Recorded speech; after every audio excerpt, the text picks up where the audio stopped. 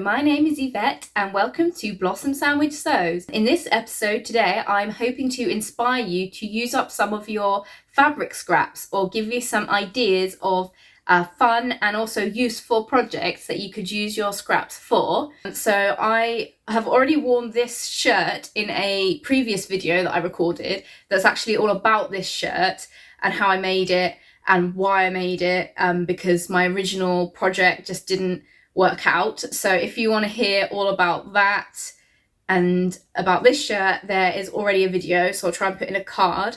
But yeah, let's get cracking with talking about scrap busting.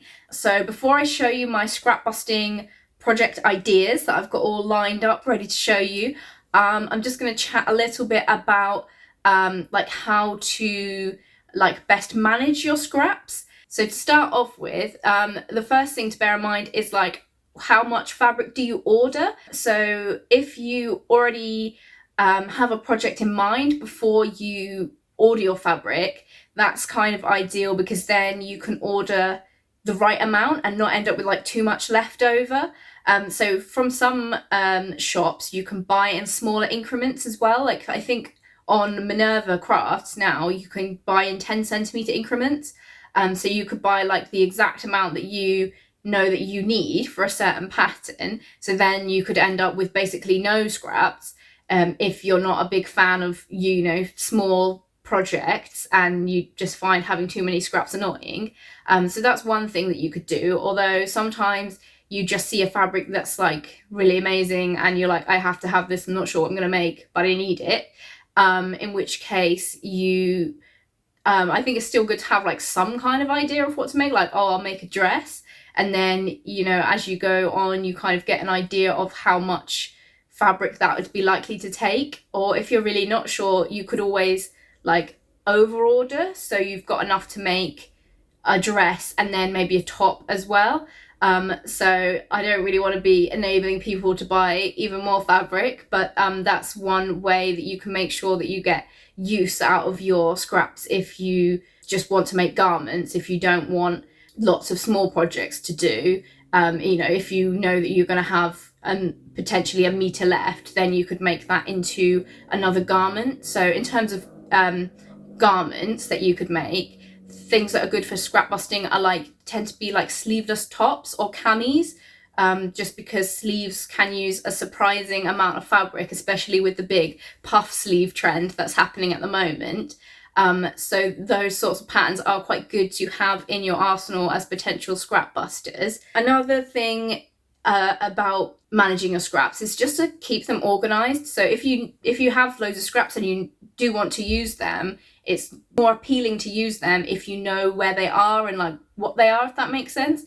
So I'll put in a picture of my drawer that I keep my scraps in. So I've kind of attempted to fold them in the Marie Kondo style way so that I can actually see them, and then they're kind of arranged by type as well. So I've got the cottons are on the left and then the viscoses are on the right, and then there's sort of few bits of jersey in the in the middle. So that helps. Obviously I'm quite lucky to have a whole drawer that I can just put scraps in. I mean, I was looking quite full at the moment, so maybe I'll have to crack on with some more scrap busting projects. But even if you're just keeping your scraps in a carrier bag or something, having this bag is just cotton scraps and this bag is viscoses, because it's easier if you're going to piece them together, it's easier to use all one type of fabric, rather than having to root all through everything every time. Then I think it just feels even more of a chore.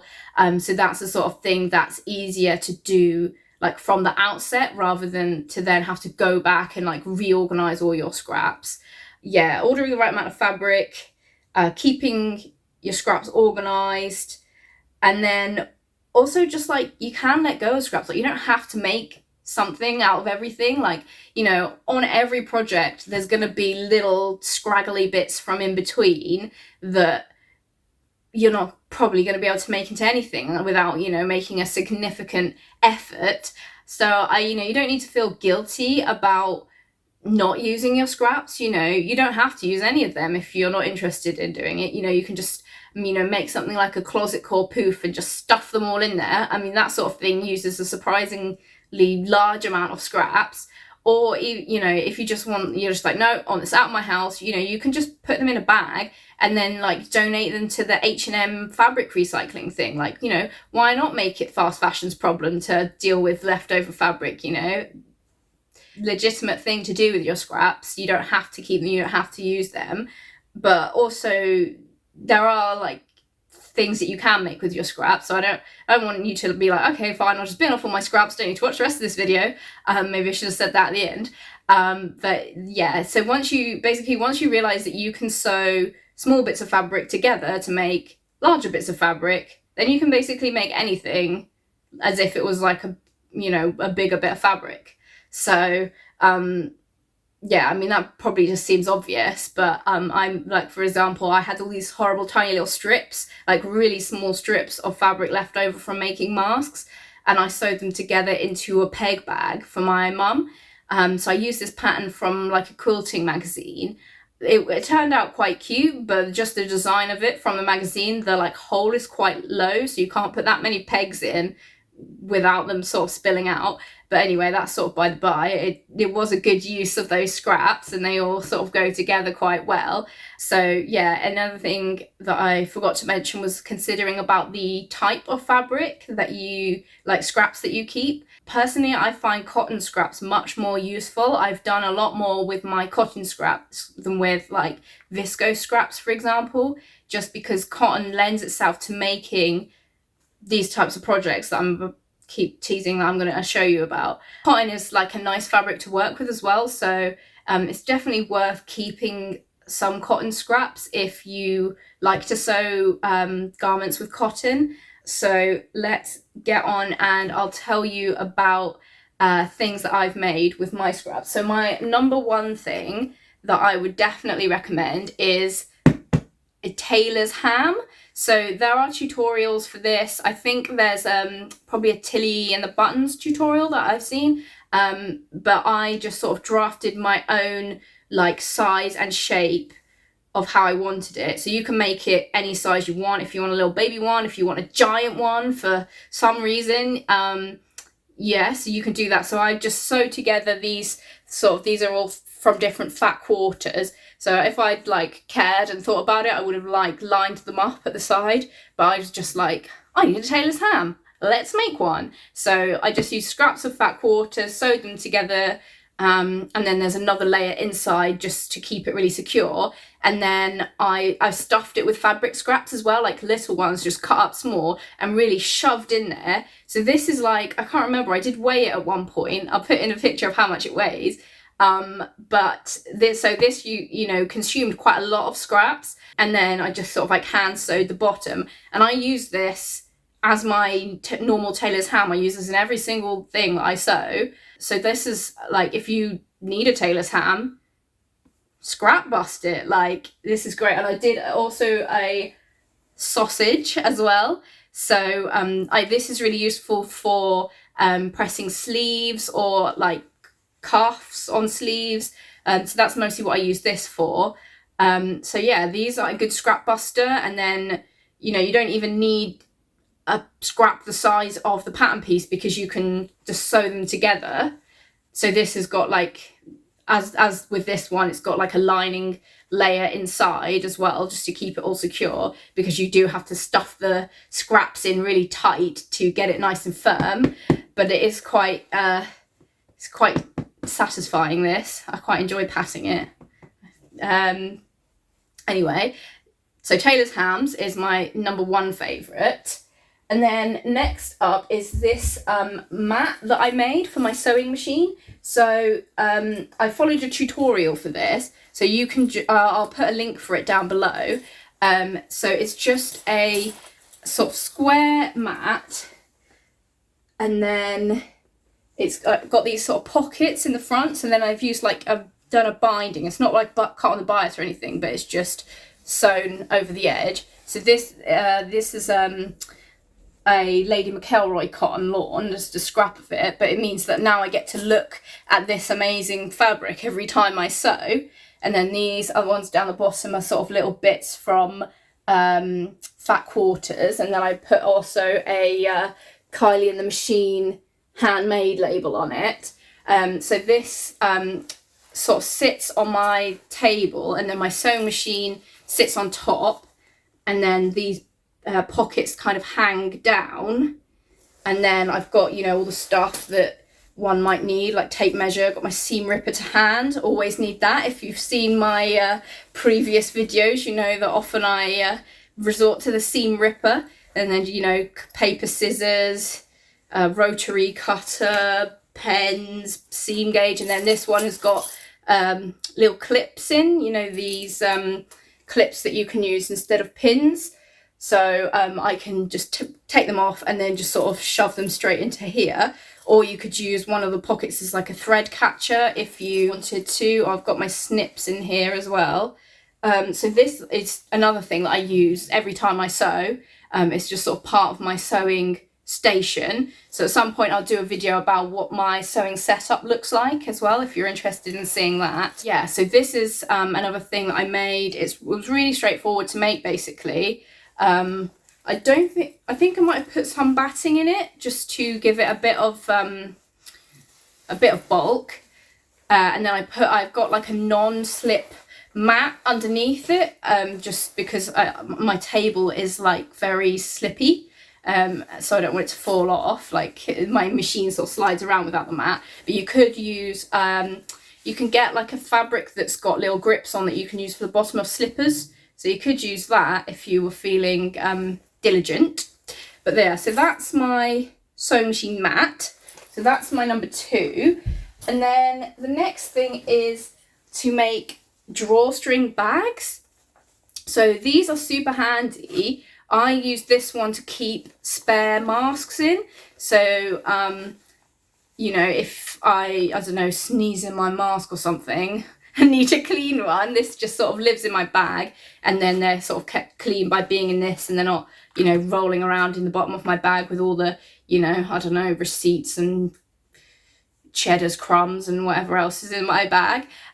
So these are really good as well for gift bags, and you can make them like any size. So I made quite a lot of these at Christmas, and then obviously they're reusable as well because, you know, opened it and then you can reseal it for someone else. So my mum is like a pro at reusing gift bags, so I am fully expecting to get my gift bag back this Christmas. If not, I might be actually slightly disappointed and be like, what's happened to it? So yeah, this is like a great sustainable alternative to gift wrapping, because most of it really can't be recycled if it's got like glittery foil in. So yeah, gift bags of drawstring bags is great, and then it's also like extra personal on your gift as well because you made it. So this is a tutorial by Made Every Day, so I'll link it down below as well, and it's got like the bottom is kind of square, so they will stand up nicely if you put something in it. Yeah, so that's a really good one. And then all you need to do really is get some ribbon, and then, you know, sometimes you even get just like spare ribbon, like from Lamazi Fabrics, they always tie up their fabric in a nice piece of ribbon. So you know, you can always save ribbon from other stuff like that. Or you could just like make a little cord by, you know, cutting a scrap of fabric and, you know, sewing it into a little strip. I've done that before as well. So that's a good one, little drawstring bags. And then also like accessories. So obviously masks, I know I'm not going to go into it because I'm sure people are fed up of masks by now. But I use the Durata Davies pattern, which has got like a dart for the nose, and then a dart, like, maybe you can see it on the plain side a bit better. So there's a dart in here for the nose, and then a kind of T-shaped dart on the chin. So I've, over the year and a bit, and slightly edited this pattern just so that it comes a bit further up the nose, because I found that where it fits well around the chin, when I talk, it would slip off the nose. So I've just extended it slightly taller on the nose, and then they have this stuff, I don't really know what it's called, but it's sort of like elastic string at Hobbycraft that I find quite good for masks. So yeah, I said I wouldn't go into it, but that's my 2 cents on masks and the pattern that I use. I did try the one that's like the 3D origami mask, but I found it was a bit faffy, like to sort of get it unfolded and on properly, and you kind of don't really want to be touching it too much while you're out and about, just in case your hands are contaminated or whatever. So then otherwise, scrunchies. So you'll notice I've got a whole matching set. So this is scraps that were left over from my Betty dress. So this is a Rose and Hubble cotton. So I've got none of this left now. I used it for loads of stuff. So yeah, scrunchies are back. I don't think anyone would have missed it, but yeah, scrunchies are back. I don't tend to wear a scrunchie a lot because I kind of feel like I wore a scrunchie like the first time and I felt a bit maybe old to be wearing scrunchies, but I mean, I do have the hair for it, so maybe I just need to get on board with the scrunchies. But yeah, they're quite cute anyway. Scrunchies, very, very straightforward to make. Again, I used a tutorial by Made Every Day, and then there are like little other extra things you can add, like a little bow to it and stuff like that. So really all you need is like one strip of fabric and a piece of elastic to go inside. So that's a good thing to use your scraps for. Or if you're not a scrunchie wearer, but you have lots of scraps that could be used for scrunchies and you don't want to use them for anything, you could send them to Made with Love Scrunchies.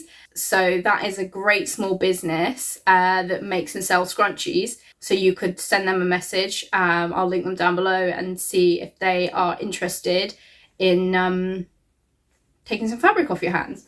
Right, what else? Oh yeah, also on the topic of accessories, like headbands as well. So this is similar with the scrunchie, just a strip of fabric and then a piece of elastic. So I don't tend to wear a headband a lot. I'm not going to put it on for you now because it will probably just be embarrassing and my hair will get all messed up and you'll be like, what's she doing? But yeah, so I actually followed a tutorial by The Baker That Sews for this one. So I'll try and find that and link that for you. But this is quite good if you're, you know, doing a face mask or something and you just need all of your hair out the way. So that's quite handy to have as well. And then my last one that I've got to show you is my bowl cozy. So this, as with some of my other scrap busting projects, I've like pieced together different scraps, but the ones that kind of go together on a colour theme. So these two, I actually use them both for Ashton tops, and then the others I think are just bits of fat quarters left over from masks. Actually, maybe this one is part of my peppermint skirt. So it's quite good to have a scrap busting project just because it's a little memento of all the garments that you've made as well. So these are quite straightforward to make as well. I'll put in the tutorial. So you just make little squares of fabric, put batting between, and then sew them together basically. That's a really terrible description. That doesn't tell you any information, but I will link the tutorial and you can go and check it out if you're interested. So you can make them whatever size you need for your bowl. And then it means if you've got like a hot bowl with like soup or something out the microwave in, you can just slip your bowl in there and then you don't get your hands burnt. Or, you know, if you've got some ice cream or something, it means that your warm hands aren't melting your ice cream.